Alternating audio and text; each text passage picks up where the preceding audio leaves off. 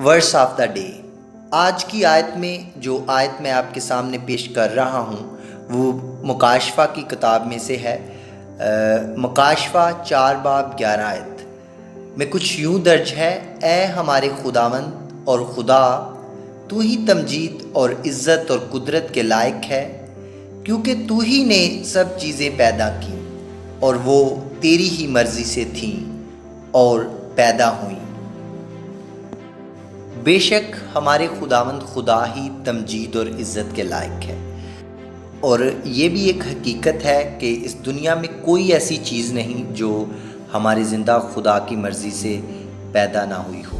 ہر چیز جو بھی اس دنیا میں ہے، انسان، حیوان، ہر چیز ہمارے زندہ خداوند کی ہی مرضی سے پیدا ہوئی ہے، اور اسی کی مرضی ہے کہ آج تک وہ تمام چیزیں جو اس نے پیدا کی ہیں سب قائم ہیں۔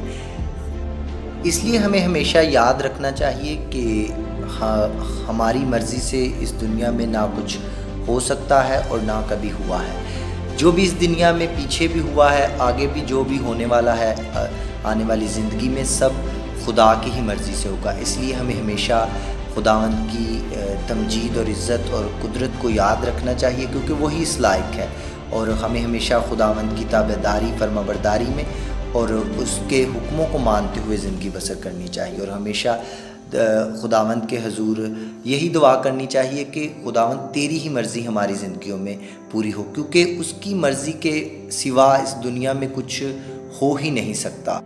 اس کی ہی مرضی ہے کہ وہ جانتا بھی ہے کہ ہم گنہگار ہیں، پھر بھی ہمیں اچھی اور بہتر زندگی بخشتا ہے، ہم سے بے حد محبت کرتا ہے اور کبھی بھی ہمیں گرنے نہیں دیتا۔ یہ اس کی مرضی اور اس کی مہربانی ہے، اس میں ہمارا کوئی کردار نہیں۔